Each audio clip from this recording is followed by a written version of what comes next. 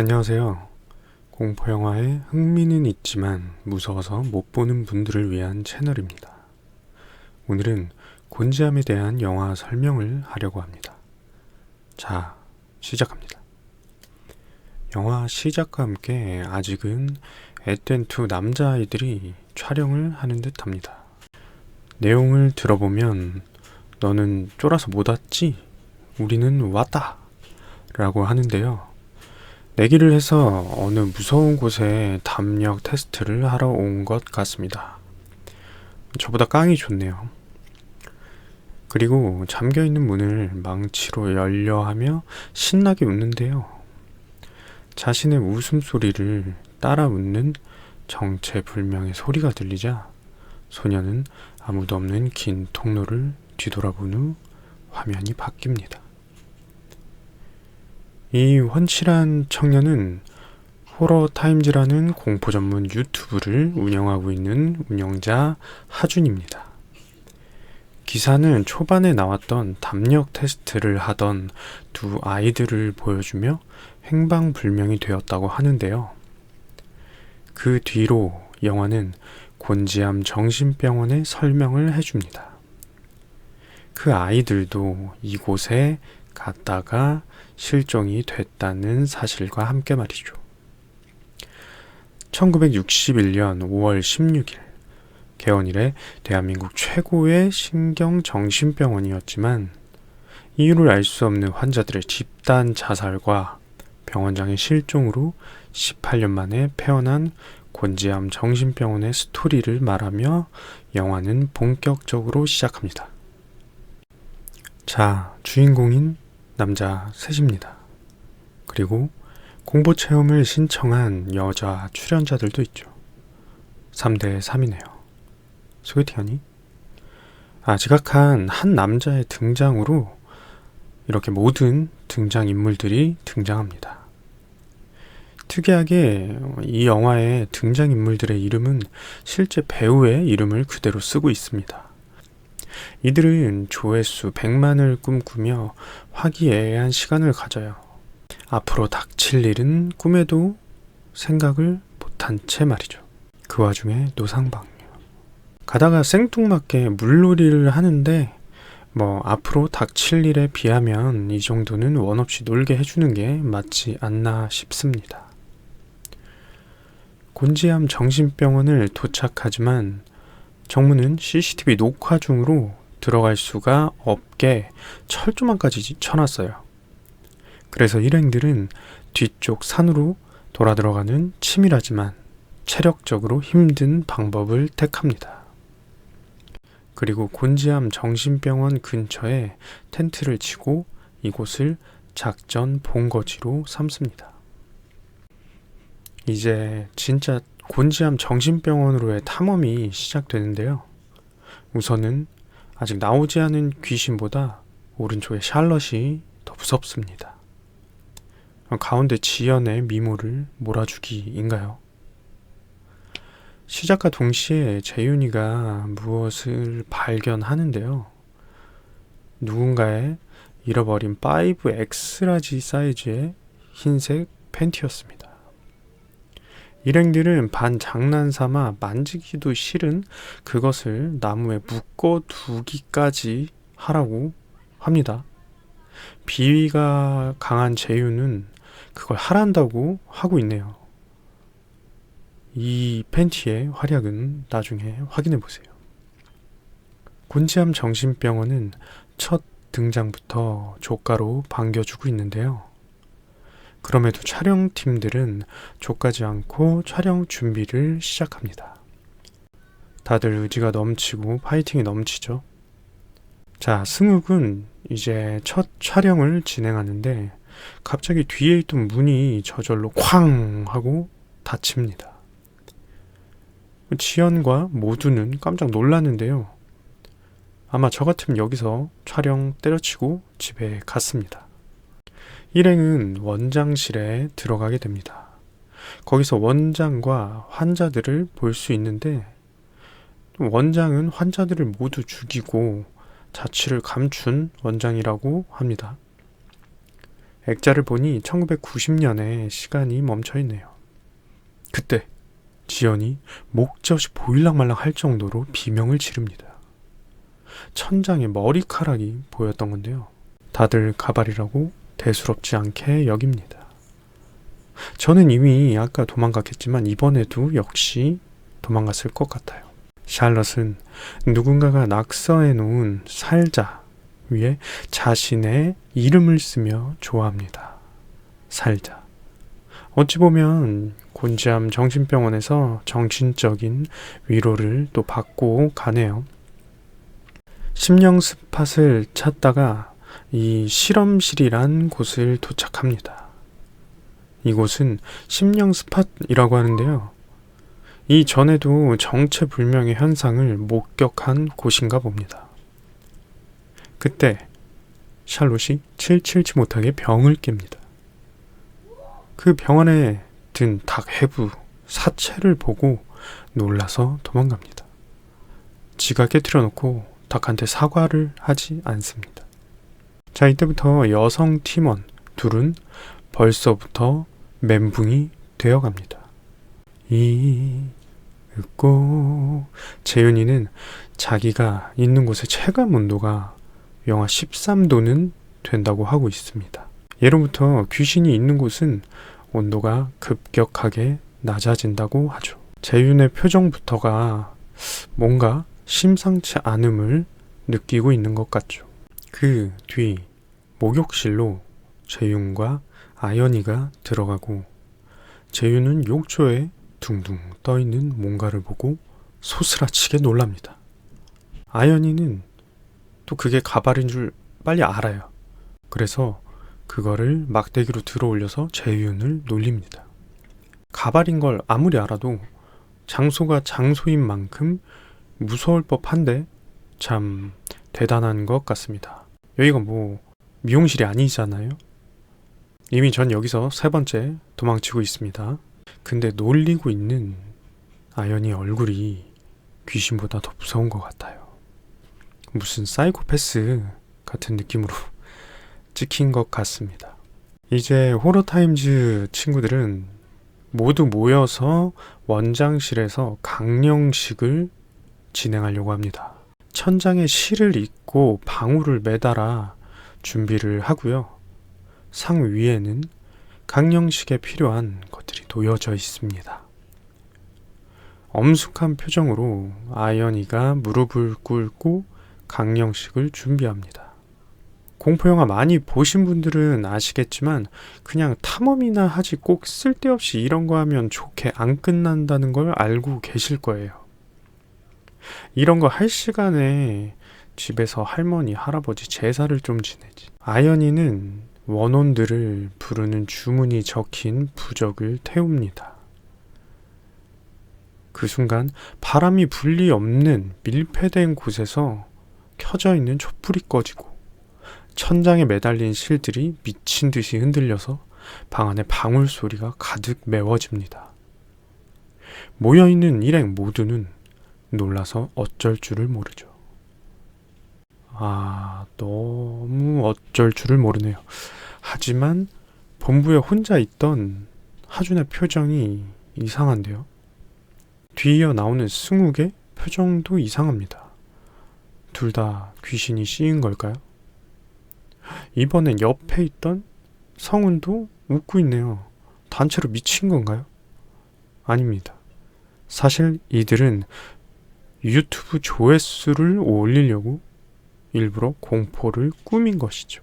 하지만 그때 여유로운 하준도 모니터가 안 나오고 갑자기 불이 꺼지는 등 마치 전력 수요가 불안한 듯한 상황을 겪습니다. 정말로 전력이 부족한 탓일까요? 일행들은 도망치다 아까 닭이 해부되어 있는 실험실을 다시 들어가게 되는데 그때는 서랍 속에 있었던 인형이 나와 있습니다. 그때 이곳을 본 적이 없는 승욱은 다가가서 인형을 만지려고 합니다. 깜짝이야. 그때 샬럿은 이런 안 좋은 터에서 아무거나 만지면 큰일 난다고 울부짖습니다. 하지만 승욱은 그 말을 무시하고 인형을 들고 촬영을 진행하죠. 알고 보니 이 인형은 예전 정신병원의 환자가 갖고 있던 인형과 똑같습니다. 비교해보니 정말 맞네요. 어떻게 이런 일이 발생한 걸까요? 인형이 방부제를 먹었을까요? 하지만 뒤에 이어 승욱의 헷가닥한 듯한 표정이 연출됩니다. 성훈도 마치 빙의된 것 마냥 헷가닥했네요. 하지만 뒤이어 신나서 어쩔 줄 모르는 세 사람의 얼굴이 화면에 잡힙니다. 이 자식들 또 일을 꾸민 거네요. 이 셋은 시청률을 위해 미리 작전을 짜고 초대받은 참가자들을 속이며 조회수를 얻고 있었던 것입니다. 어떻게 보면 귀신보다 더 악랄한 존재들이죠. 샬럿은 이미 공포에 감염되었습니다. 다음 일행이 도착한 곳은 집단 치료실 안에 있는 캐비넷 앞인데요. 승욱이 또 인형을 아무 생각 없이 만진 것처럼 캐비넷의 구멍에 팔을 넣어봅니다. 그때 승욱의 팔을 누군가가 잡아당긴 것처럼 빨려 들어갑니다. 승욱은 당황스러워합니다. 그리고는 방송을 하며 침착하게 다시 한번 손을 넣는다고 합니다. 옆에 있는 샬롯은 아주 뒤지려고 하네요.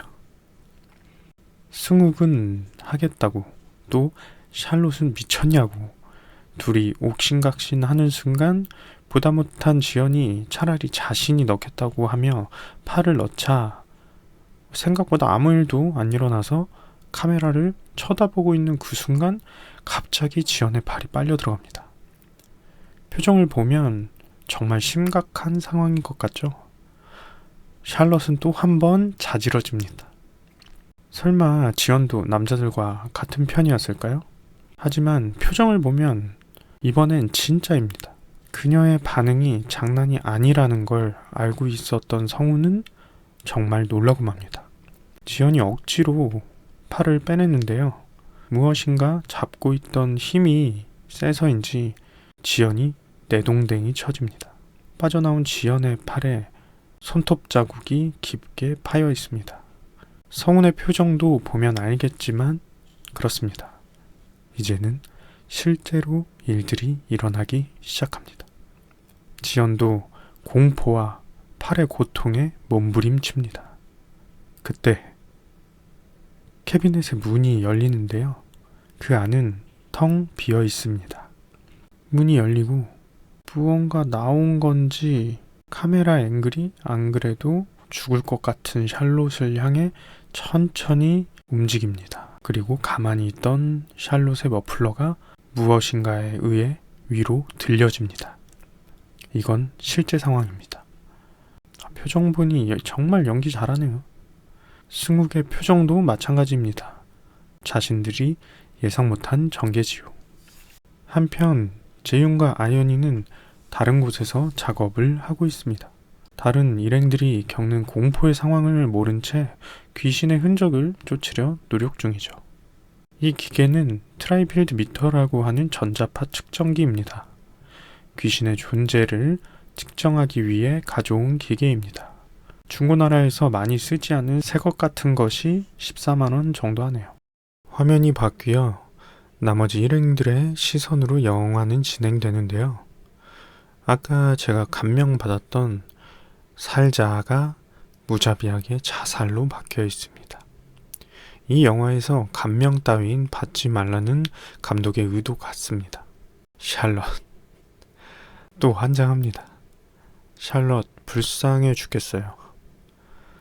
샬럿은 이미 공포에 잠식되어 있습니다. 저 같아도 그럴 것 같아요. 이걸 보고 있는 승욱이도 느낌이 싸한데요. 이젠 지연이도 돌아버리겠습니다. 아까 물리적인 상처까지 나서 더욱 그렇죠. 지연이는 이성을 잃고 자신들은 더 이상 일을 못하겠다. 집으로 간다고 하며 샬롯을 부축하고 밖으로 향합니다. 여자들이 나간 후 승욱이 어떻게 해야 할지 모르겠다는 표정으로 그 둘을 바라봅니다. 하준은 모니터링을 다시 한번 해보니 확실히 글자가 바뀐 게 맞습니다. 하준도 사태의 심각성을 깨닫고 있습니다. 이를 꾸민 남자 3명도 내분이 일어납니다.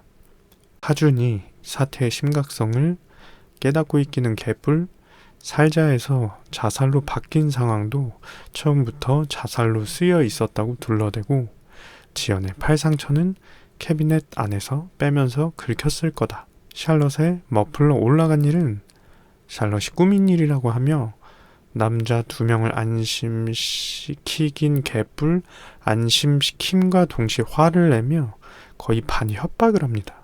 자기가 보지 못했던 꿈의 조회수를 볼 기회였거든요. 그러자 승욱과 성훈이 보수를 20%씩 올려달라고 하고 다른 출연자들에게도 균등하게 더 나눠달라고 딜을 합니다. 하준은 현재 70만 뷰, 이제 앞으로 30만 채우면 광고가 들어올 수 있다는 생각에 오케이를 합니다. 그리고 딜에 성공한 남자 둘은 다시금 일을 시작합니다. 이 둘은 목욕실이란 곳으로 향합니다. 하지만 그때 정체모를 쿵 소리가 들립니다. 이 둘도 이제는 장난이 아니라는 걸 인지한 후 행동 하나하나가 점점 조심해집니다. 소리가 난 곳으로 들어가 보는데 갑자기 휠체어가 저절로 움직입니다. 전동 휠체어일까요? 하준은 무서워하며 섣불리 다가가지 못하는 둘에게 윽박지르며 멘트를 치라고 합니다. 하준도 이제는 공포와 탐욕이 섞여 거의 제정신이 아닙니다. 승욱이 떨면서 힘겹게 친다는 멘트는 이 휠체어가 어떻게 저절로 나왔을까요? 입니다. 그때 쾅 소리가 나며 들어왔던 문이 닫힙니다. 성훈 바라보는 표정에서 와 미치겠다 라는 느낌이 드네요. 그때 승욱이 덜덜 떨면서 형을 부릅니다. 그리고 천장을 쳐다보는데 휠체어를 비롯한 모든 물건들이 천장에 붙어 있습니다. 그 짧은 시간에 말이죠. 천장에 붙어있던 모든 물건들이 와장창 깽그랑 과가강 떨어진 후 떨어진 물건들이 날아와 이 둘을 공격합니다. 유명한 폴터가이스트 현상입니다. 승욱은 그중 한 물건에 맞아 정신을 잃고 쓰러지고 성훈은 이를 깨우지만 자동으로 다시 문이 열리고 알 수 없는 힘에 성훈은 문 밖으로 날려집니다. 성훈은 이 와중에 다시 정신을 차리고 문으로 뛰어 들어가 버리지만 갑자기 문이 닫히고 성훈은 무엇인가에 의해 날아가 벽에 부딪힌 후 정신을 잃습니다. 한편 팀을 이탈한 샬럿과 지연은 집으로 가려고 산을 타고 있습니다. 가는 도중 어딘지 몰라 살짝 길을 헤매고 있는데 초반에 버려진 흰 팬티를 맨 나무를 보게 됩니다. 잘 찾아서 왔다는 거죠. 이래서 산에서 팬티를 보면 잘 묶어두도록 합시다. 하지만 그 뒤로 계속 도망쳤지만 계속 팬티가 보입니다. 그리고 설상가상으로 실험실에서 봤던 닭의 헐벗은 모형이 이곳에도 떨어져 있습니다. 이외에 이곳에 있으면 안 되는 정신병원 실험실에 있던 여러 물건들이 더 발견되죠. 놀란 샬롯이 지연이를 부르지만 지연이는 미동을 하지 않습니다. 샬롯은 지연이에게 손을 대려 하지만 이미 그녀는 지연이가 아니었습니다. 눈동자가 온통 검은 자위로 변한 지연이가 알 수 없는 랩을 하는 동안 샬롯의 머리카락이 위로 뜨며 공중에 매달립니다. 샬롯이 발버둥치니 힘에 붙인 알 수 없는 무언가는 아쉽게도 샬롯을 떨어뜨리고 도망친 샬롯은 운 좋게 작전기지인 텐트를 보게 됩니다. 그리고 텐트의 문을 젖히고 들어간 순간 샬롯의 겁먹은 표정이 클로즈업 됩니다. 그곳은 텐트가 아닌 곤지암 정신병원 아니었습니다. 그리고 그 장소엔 혼자가 아니었죠. 마치 알몸으로 실험을 당한 듯 배 쪽에 쭉 수술 자국이 있는 깨울딱 벗은 무엇인가가 서 있었습니다. 자신에게 조금씩 천천히 다가오는 깨울딱 벗은 그 무엇인가를 피해 문을 열어보지만 문은 잠겨있고 샬롯은 뒤지고 싶습니다. 부끄러움을 모르고 홀딱 벗은 그 무언가는 이내 샬롯에게 달려들어 샬롯을 어둠 속으로 질질 끌고 갑니다. 아니, 이 영화에서 샬롯이 가장 무섭게 당하는 것 같아요. 감독한테 왼수 졌나. 그때 정신을 잃은 성훈이 깨어납니다. 성훈은 일어나서 처음 아이들이 실종되었던 열리지 않는 문인 402호 문을 열고 있는 재윤과 아연을 찾아갑니다. 근데 너네는 서로 무전을 안 하니? 성훈이 이 둘에게 가서 빨리 내려가자고 말합니다. 여기 있으면 안 된다고 말하는 성훈의 표정이 정말 여기 있으면 안 될 것 같습니다. 거의 공포의 표정이 울상이 되었습니다. 어리둥절한 두 사람을 향해 아까 강령식에서 일어난 일과 인형 출몰은 자신들이 짜고 친 거라는 이야기를 하고 이를 들은 하주는 화가 머리 끝까지 납니다. 성우는 아래층에 쓰러져 있는 승욱이를 빨리 구해내야 된다고 소리치는데요. 하주는 화가 난 나머지 드론과 카메라를 챙기며 자신이 직접 찍으려고 합니다. 얼굴 표정만 보면 카메라로 찍으려고 가는 게 아니라 머리통을 찍으려고 가는 것 같습니다. 그때 갑자기 열리지 않던 문 402호에서 샬럿의 비명 소리가 들립니다. 그리고 복도에서 알 수 없는 불빛이 깜빡이더니 느닷없이 402호의 문 손잡이가 돌아가고 문이 저절로 열립니다. 마치 들어오라는 듯이. 공포에 질려 들어간 402호는 검은 물로 가득 차 있었어요. 하지만 그것뿐만이 아니었습니다. 천장에도 물이 가득 차 있었습니다. 두 개의 공간이 이어져 있다는 듯이 위아래로 바라보고 있는 형상이었죠. 그때 재현의 뒤통수에서 네일을 깔끔하게 다듬은 손이 나와 남자를 놀래킵니다. 아연에게도 알 수 없는 무언가가 공포의 쌀보리를 합니다. 성훈이 이를 알려주자 아연이는 그냥 말하지 말지 난 보지도 못했는데 왜 말해서 무섭게 하냐는 듯 울먹입니다. 그 후 주위를 돌아보던 성훈은 학교 땡땡이 치고 온 학생 같은 소녀를 발견하게 됩니다. 다들 돌아버리겠습니다. 하지만 이 소녀는 현실에선 보이지 않고 카메라로만 보이는 존재였습니다. 그러면 카메라를 들이대지 않으면 안 보이니까 좋은 거 아닌가? 어쨌든 그러다 카메라가 지지직거리더니 거기엔 수많은 환자들이 마치 기압을 받듯이 뒤돌아서 있었습니다.